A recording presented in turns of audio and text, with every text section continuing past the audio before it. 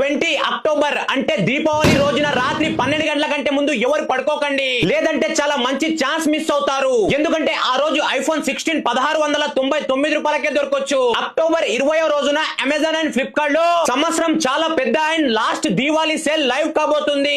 ఈ దీవాళీ సేల్ లో iPhone 16 just 1699 రూపాయలకే వస్తుంది. క్లాతింగ్ 100 200కే అండ్ ₹1 దొరికే చాలా ప్రొడక్ట్స్ క్యాష్ అండ్ డెలివరీ గిట్లు వస్తాయి. और ఇంట్లో వాడే వస్తువులపై 90% ఆఫ్ దొరుకుతుంది.